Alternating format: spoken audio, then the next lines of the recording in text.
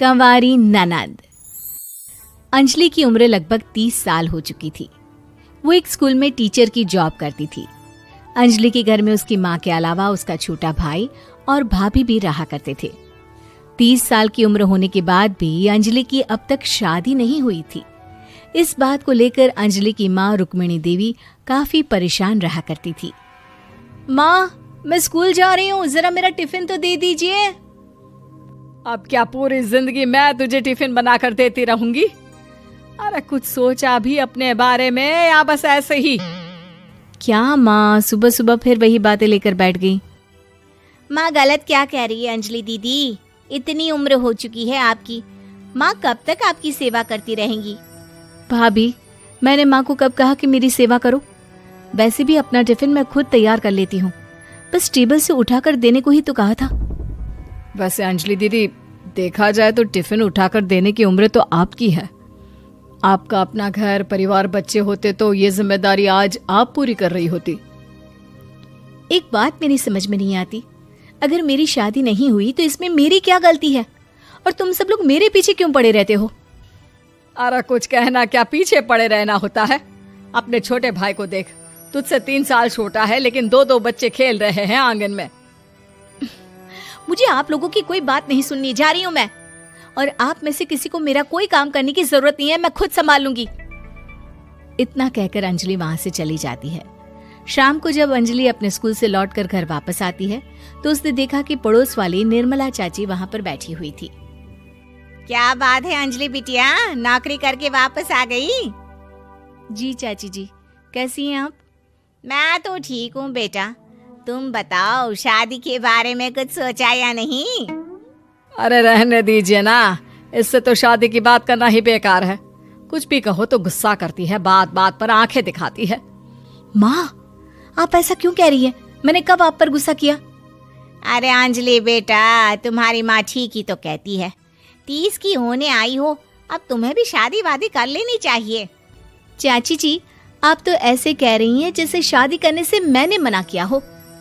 रहने दीजिए निर्मला चाची, हमारी अंजलि दीदी को अभी तक उनकी पसंद का दूल्हा नहीं मिला ना, इसीलिए वो शादी नहीं कर रही। भाभी, ऐसी कोई बात नहीं है। अरे तो फिर क्या बात है? तुम्हारी माँ ने तुम्हारे लिए इतने रिश्ते ढूंढे लेकिन तुम्हें कोई पसंद ही नहीं आता। क्या है ना चाची जी, हमारी ननद रानी नौकरी जो करती है, ऐसे ही थोड़ी ना किसी को पसंद कर लेंगी। अरे भाई, नौकरी का घमंड है तो बात अलग है, कोई और बात हो तो बताओ, कोई रास्ता निकाला जाए। नहीं नहीं चाची जी, कोई बात नहीं है, बस मुझे अभी तक अपनी पसंद का कोई मिला नहीं है। सुन लिया आपने? इस लड़की के तो पर निकल आए हैं और इतनी उम्र में अपनी पसंद का कोई मिलेगा भी नहीं इसे। माँ, आप मेरी शादी को लेकर हमेशा मुझे ताने क्यों मारती रहती हैं? अपनी माँ की बातें तो ताने लगती है। ताने हैं? बताओ, मैंने कुछ गलत कहा क्या? देखो, ये सब छोड़ो, मेरी दूर की बुआ का बेटा है, उसकी अभी शादी नहीं हुई है, उम्र होगी कोई 34-35 साल। आप कहें तो बात आगे बढ़ाऊं? अरे हाँ हाँ, क्यों नहीं, ये भी कोई पूछने की बात है। अरे जल्दी से लड़के को यहाँ बुला लो। माँ, आप मुझसे पूछे बिना मेरी शादी की बात करने जा रही हैं और मेरी उम्र 30 भी पूरी नहीं हुई है। निर्मला चाची कह रही है कि वो लड़का 35 साल का है। अंजलि दीदी, आपको क्या लगता है इस उम्र में कोई फिल्म का हीरो आएगा आपके लिए? देखिए, अब पसंद और नापसंद की बात तो रहने दीजिए, पसंद करने की उम्र तो आपकी निकल चुकी। अब तो जो भी मिले उसी से शादी कर लीजिए, इसी में भलाई है। तेरी भाभी बिल्कुल ठीक कह रही है। अब जैसा रिश्ता मिले उसके लिए हाँ कर देना, ताकि हम भी गंगा नहाए। ठीक है, चलिए मैं उस लड़के को कहती हूँ, वो कल ही अंजलि को देखने आ जाएगा। अगले दिन निर्मला चाची के दूर का रिश्तेदार अंजलि को देखने उसके घर आता है। उसका नाम था अजय।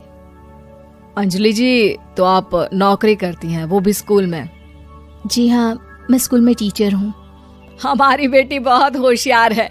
अरे पढ़ने लिखने में इतनी होशियार है, इसीलिए तो इसकी नौकरी लगी है स्कूल में।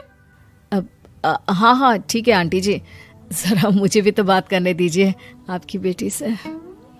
जी पूछिए ना, क्या पूछना चाहते हैं? अंजलि मैडम, ये तो बताइए कि आपने अभी तक शादी क्यों नहीं की? बस ऐसे ही, कहीं कोई रिश्ता पसंद नहीं आया इसलिए। लेकिन क्या मैं आपसे पूछ सकती हूँ कि आपने शादी क्यों नहीं की? अंजलि, क्या कर रही हो तुम? लड़कियों को इस तरह की बातें नहीं शोभा देती। रहने दीजिए आंटी जी, आपकी बेटी काफी पढ़ी लिखी है, मैं उनके सवाल का जवाब दे ही देता हूँ। वो क्या है ना, मुझे भी अभी तक अपनी पसंद की कोई लड़की नहीं मिली। अच्छा, कोई बात नहीं। वैसे आपकी तनख्वाह कितनी है? कितना कमा लेती है महीने का? जी यही कोई 25,000 महीने। बस 25,000? इतने से क्या होता है? इतने से तो आजकल घर भी नहीं चलता। आपके कहने का क्या मतलब है? अरे मैं तो ये सोच कर आया था कि नौकरी वाली लड़की है, आराम से 40,000 कमाती होगी। माफ कीजिएगा, आपका और मेरा रिश्ता नहीं हो सकता।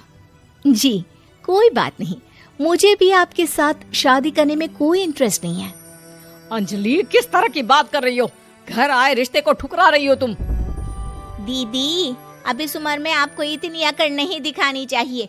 अच्छा खासा रिश्ता हाथ से निकल गया, कहीं ऐसा ना हो कि जिंदगी भर कुंवारी ही रह जाओ आप। कुछ दिन और ऐसे ही निकल जाते हैं और अंजलि की शादी कभी नहीं होती। अंजलि के परिवार वाले बिंदास उसे ताने मारते रहते हैं, लेकिन अंजलि एक बड़ी नौकरी की तैयारी करती है और उसमें सिलेक्ट होने के बाद अंजलि को एक बहुत बड़ी नौकरी मिल जाती है। अब तो दीदी के नखरे और भी ज्यादा बढ़ जाएंगे भाई। अब तो इतनी बड़ी नौकरी जो लगी है, अब इनकी शादी होने से रही। माँ, मुझे नौकरी के लिए दूसरे शहर जाना पड़ेगा। आप जानती हैं ये बहुत बड़ी जॉब है और इसमें पैसे भी बहुत ज्यादा मिलेंगे। अच्छा, कितने पैसे मिलेंगे बेटा? माँ, मुझे हर महीने 90,000 सैलरी मिलेगी। क्या? अरे वाह वाह, ये तो बहुत अच्छी बात है। लेकिन फायदा क्या? कितने भी पैसे मिले, शादी तो हुई नहीं ना तुम्हारी। अंजलि नौकरी करने के लिए दूसरे शहर में चली जाती है और जब कुछ महीनों के बाद वो वापस घर आती है तो उसे अपने पति के साथ देखकर उसके घर वाले हैरान रह जाते हैं। अरे अंजलि, तूने शादी कर ली और हमें बताया तक नहीं। और दामाद जी करते क्या है? इतनी बड़ी कार है उनकी। माँ, मैं आपको सब कुछ बताना चाहती थी, लेकिन आप सबके ताने सुनकर बहुत दुखी हो गई थी और इसलिए मैंने अपनी पसंद से शादी कर ली।